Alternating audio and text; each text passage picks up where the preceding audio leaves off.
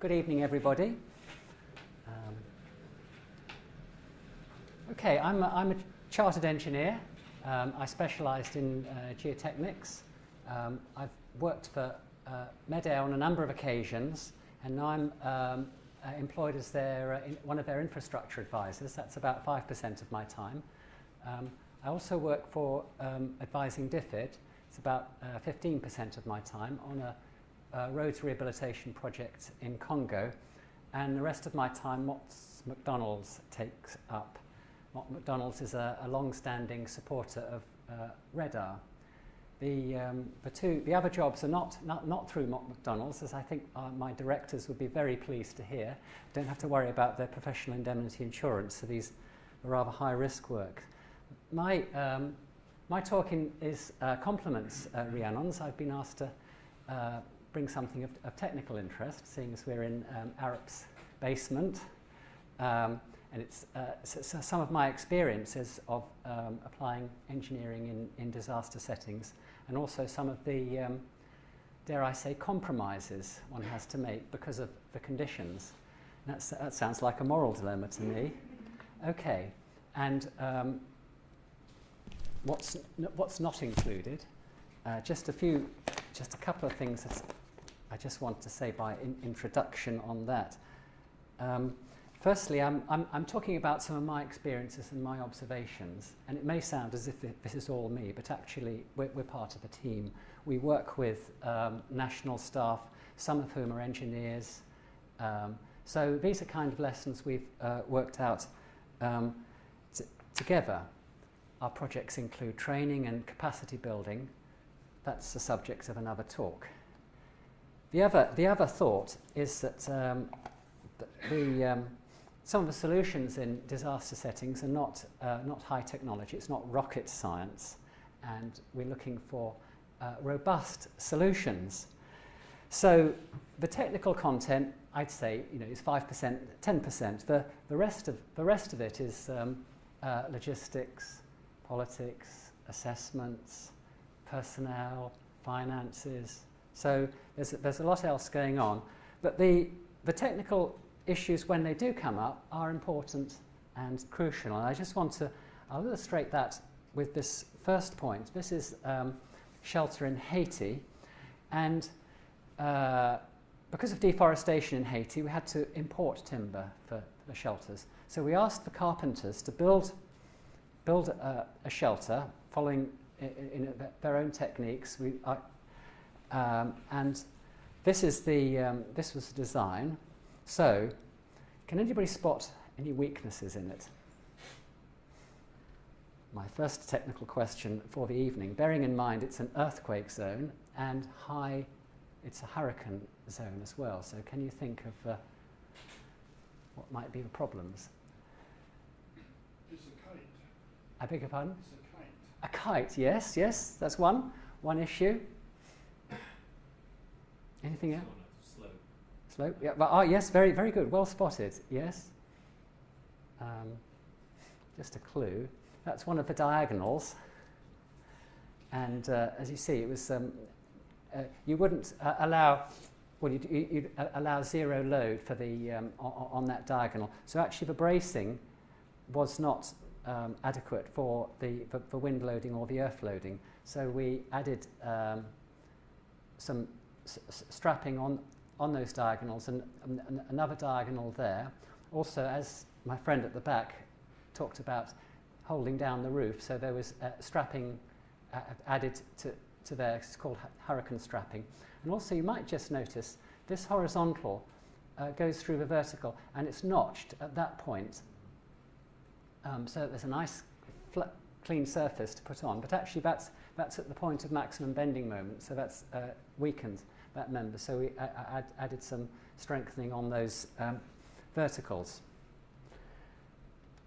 The finished product was clad in tarpaulin, so it's what's called a transitional shelter, but the people can then subsequently build into it later. So it's rather than a tent, which is almost useless, you provide material which then can lead to a permanent solution.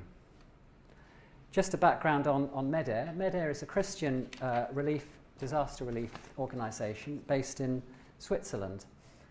They work in currently 13 countries at the moment. There's a team just come back from Ecuador, so we might be adding that to the list of locations. I'm going to talk about some work in the Democratic Republic of Congo. And Medair has been working in the country for over 20 years and doing water and sanitation and health projects. And one of the things hampering those was access. And as you can see, the roads are not very good condition. And it hampered a number of NGOs. So the UN got some money together to work on bridges and culverts. And because of Medair's construction experience with building latrines and wells, they worked on these bridges. And as you can see, the bridges had problems. And just to illustrate the difficulties of access, this is how most goods were transported in the area. And bear that in mind when I come to another slide later.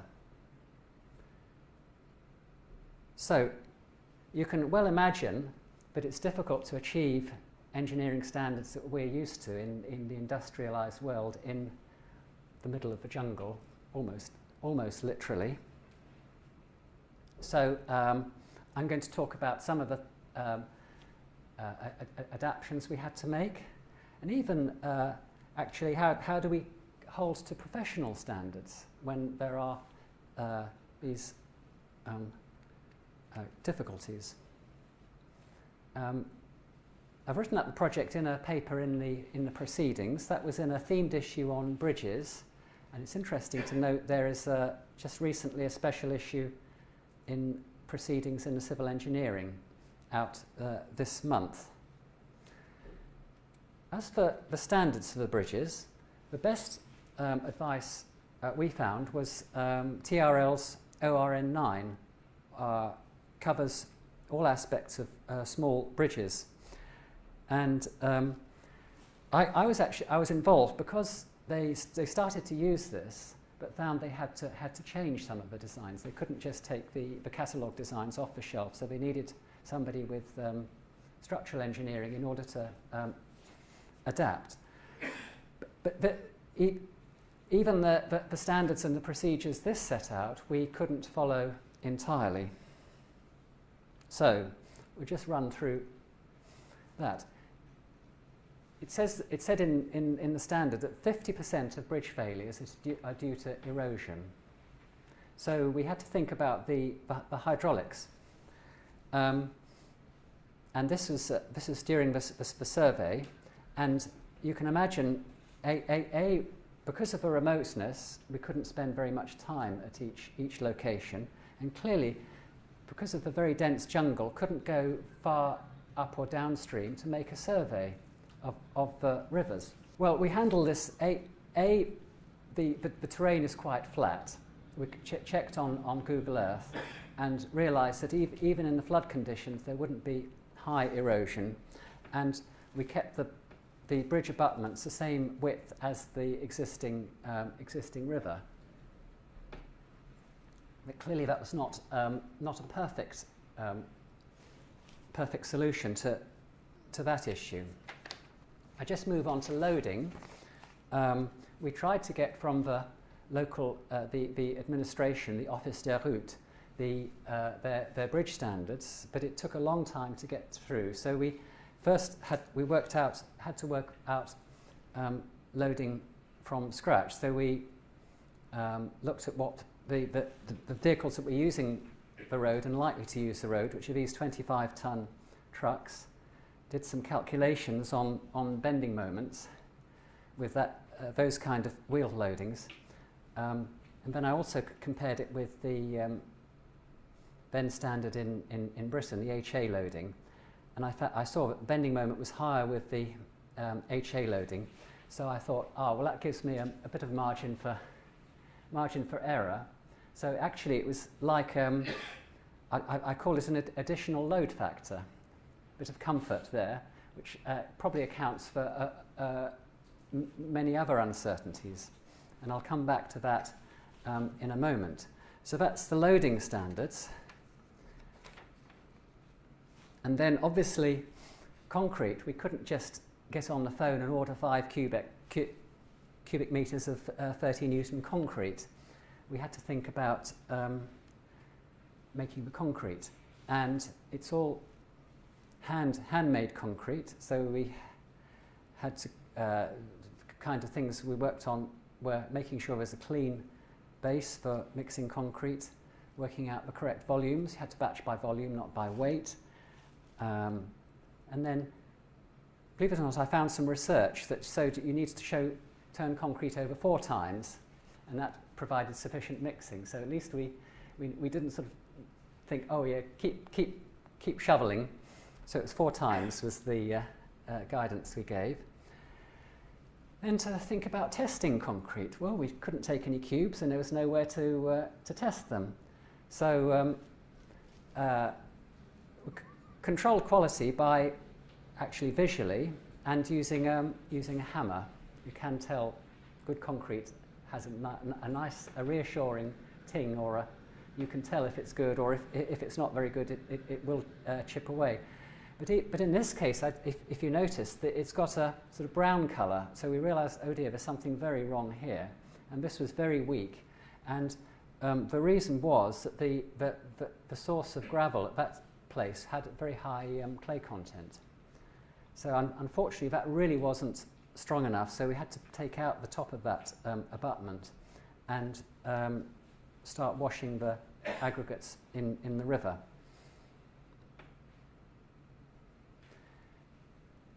On the foundations,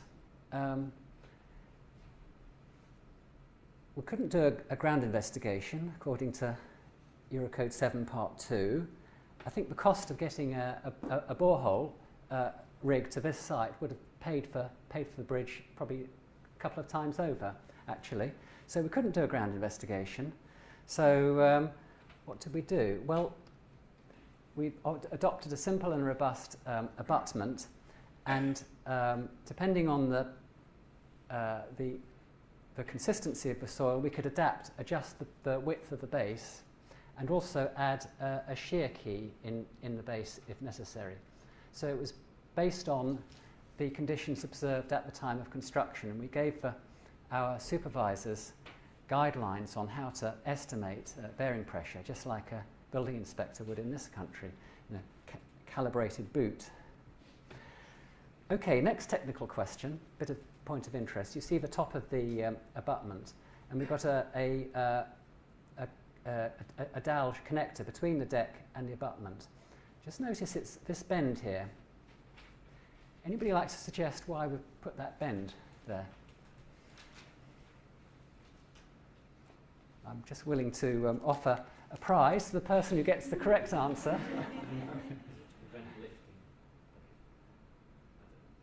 But lifting of the deck? That's the reason for the dowel, but it's just this bend at the bottom is the interesting point. And if you've read the paper, you might know the answer. Then you probably deserve the prize if you have read the paper. Is it so it doesn't keep descending? No. No. Looks like it's my £5 safe. Anybody else? One more? I'll take a stab at that left face might, if it didn't have the bottom bit, something that might flake off. Okay. With movement. Yeah, okay. Yes, sorry, it's a slightly awkward one. Yeah, obviously the dowel is there to anchor the deck in, but the bend at the bottom is to stop it being stolen. Because we did have it detailed as straight down. You pour the abutment and you come next morning and the bar is gone, been pulled out of the green concrete. So we put the bend in, prevents the bar being stolen. Is that in any of our guidelines on detailing of reinforced concrete? No. Okay, next little puzzler. This is the deck. Do you notice anything unusual about the reinforcement in the deck?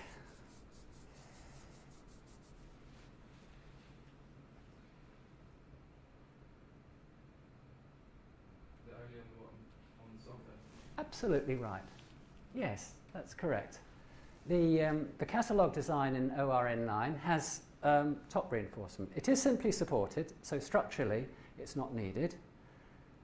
Why would you put reinforcement in the top? Yes, that's right. But we didn't. And then there's, I'll tell you what it says in the I-Struct-E standard method of detailing. Whilst it's not essential, it is good practice to put reinforcement in the top of a deck for controlling of cracking. But apparently in the past, often slabs were left with just bottom reinforcement. You remember the difficulties of access and supply. Getting reinforcement to these bridges was a big problem. In some cases, we actually had to fly the reinforcement in light aircraft. So we were trimming it down, the exact number of bars needed, and what could be fitted into the aircraft. So you can imagine, if it says it's whilst not essential, I think we took that as meaning we could just leave it out. It has been left out in the past. It's current practice to put it in at the top. So it would have been almost as much as the bottom reinforcement to put the top in. So that went. So there we are. That's an adaptation of standards. Okay, there was a supply of old rails, and the question came, can we just put some rails in and save on reinforcement? Yes, but even better, we could use the rails as composite, to make a composite deck, and actually save quite a lot of concrete that way. We had to measure the rails and, going back to first principles, work out their moment of inertia, and the shear connectors were welded to the rails. 5 minutes, thank you. And how do we test welds? Well, actually we found if we turn, yes? Hammer, almost. Well, I found that if you turned it on its side and stood on it, that was applied, that applied its braking force. So that was our site testing of welds. Okay, and just getting back to thing on the partial factors, if you remember, we rather increased our loads. More logically, I think the unknowns were in the concrete and the steel. We perhaps should have applied partial factors to the materials. And interestingly, in Eurocode 2, it says you may consider reducing material factors when there's good quality control. It doesn't say anything about increasing. And I think, well, that would be quite useful. And I kind of thought, well, this is a good research topic to think, well, actually in such settings, should we use larger material partial factors? The other useful research need would be assembling cost data. I'm going to show you something amazing. It's not one of our bridges. I don't know if you've ever been, you've seen these films, people going in the jungle, going through the undergrowth, and you come into a clearing and there's this amazing temple or something like this. Well, it happened to me. I went to one of the villages. The supervisor said, "We want to show you." Oh, okay, yes, didn't get the. Just show you the Appy Bridge. So I thought, okay, off we go. And we were literally walking through the grass, and you came to the edge of the river, and saw this. I mean, this is like seeing the Ribble Head Viaduct. And this is right out away from anywhere. And this had been organised by a local Catholic priest. He got the villagers from each end to build this bridge. And there were a number of smaller, successful ones all around the district. But it did have a problem. Unfortunately, they had formed the foundations by just tipping rock into the, and it obviously washed away. We tried to get some money to organise a cofferdam so we could dig down and form the foundations on the rock and so repair it, but we didn't. The solution was Medair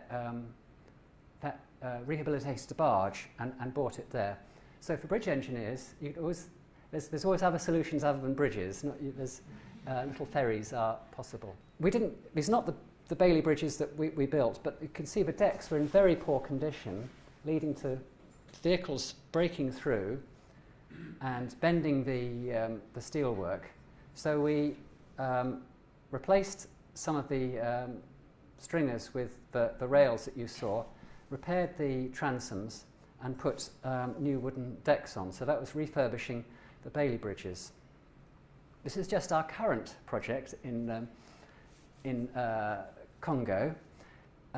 They've moved to another part, and it's a health project. And again, access is a problem. So this is the present bridge accessing a village.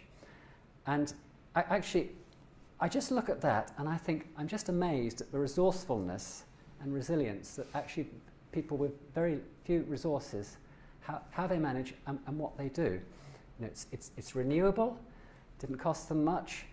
The problem here is that later on we came back in the rainy season, and the flood level is higher than the foundations. So what we're looking at putting a suspended bridge, and clearly it would have to go from places which are a bit higher up the banks there across here, and we're following the guidelines in the B2S manual, which my friend there apparently has worked on, which is very good. So we're following that, and I just want to show this. This is a bridge that another agency has built in Congo. To save money, they used a timber deck, knowing that it wasn't as resilient, probably thinking it would last 10 years, but that's 2 years. And you see how poor condition it is. So I'm very pleased that in our project, the Medair project, we've left them with robust and durable bridges. And actually the bridge tally, the project went on a number of years, 4 years, and we've built 80 bridges and culverts in that part of Congo, which is obviously assisting the other humanitarian work and of great value to the local people. So thank you very much.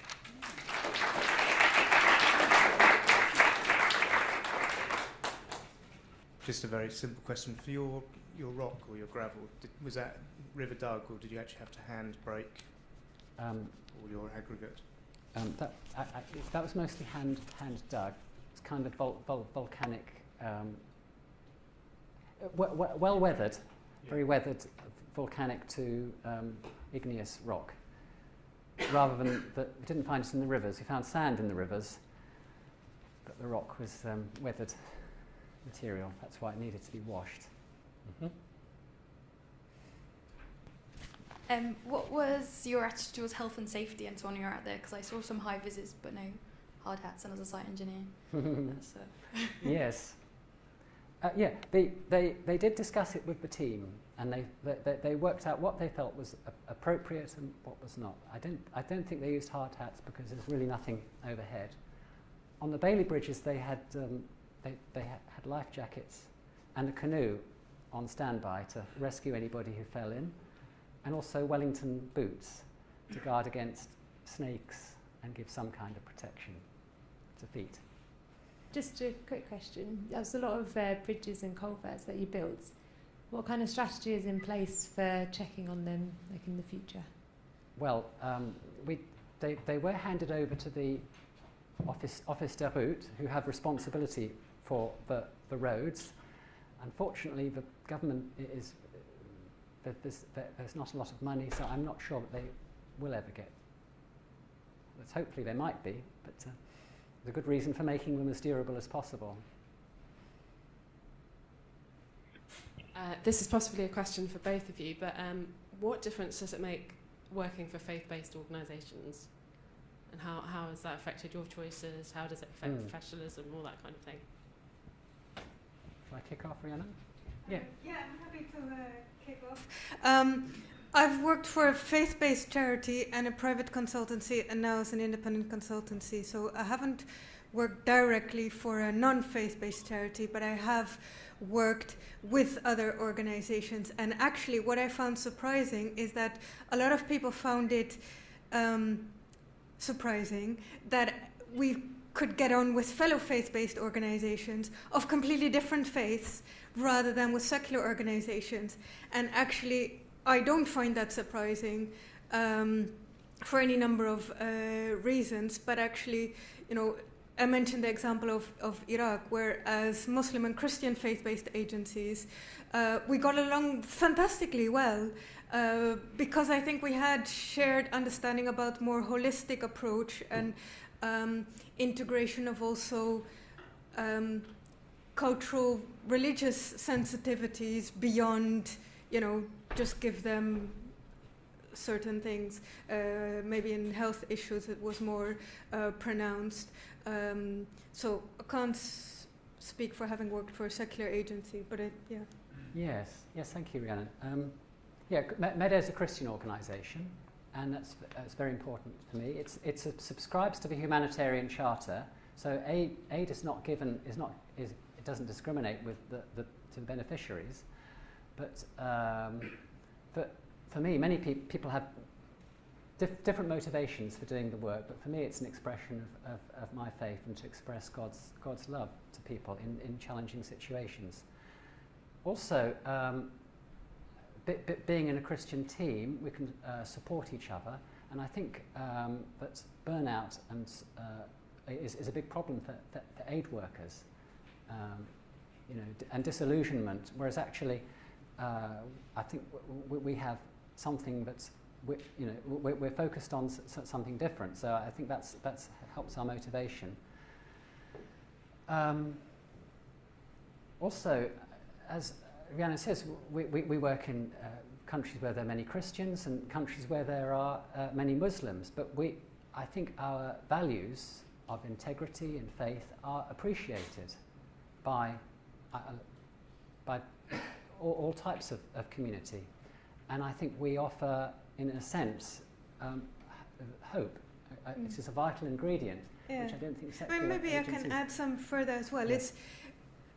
I think if people think that faith-based organizations are necessarily proselytizing, then obviously that's a misconception. There are organizations who proselytize, but so are there secular organizations who almost proselytize secularization and getting rid of religion. So I think in that sense it's much more fluid, and it's not so much about, you know, what you want to offer. Is you want most decent mainstream faith-based organizations have subscribed to all the humanitarian codes about not taking advantage of people's vulnerability in, you know, forcing them to go to religious classes in return for a food packet or anything. It is much more about being sensitive to people. So if you go to a country where the people have a particular faith, is you know, you are culturally sensitive to that situation. I mean, an interesting example was when we implemented a project, and part of that was that the community needed to organize themselves. So one of the things that was built was a community center where they met up to organize who was going to be doing what. Because everybody in the camp happened to be Muslim, no meetings were scheduled during Friday prayer time. What did they use the building for? To have Friday prayer. So when the donor came and said, oh, you're imposing faith because these people are using it as a mosque. It's like, no, we built them a community center as we said we would. It is being used to organize meetings and organize who's doing what. The thing is, they themselves don't hold meetings during that time, and where they want to place to pray, do you want them to say, oh, because of donor money isn't allowed to be spent for faith, they should leave the building empty and pray outside in the rain? That doesn't really make a lot of sense. So, you know, sometimes it's not just faith-based proselytization, but it may be secular proselytization that we should also be aware of. And the main thing is indeed, you know, not take advantage. And often, as I said, it's find it much easier to work with fellow faith-based, even if they're from a completely different faith, than secular organizations. I don't know whether you found that. We've not actually worked alongside any Muslim or other, personally. So I can't comment directly on that, but I certainly resonate with what you've said, yes.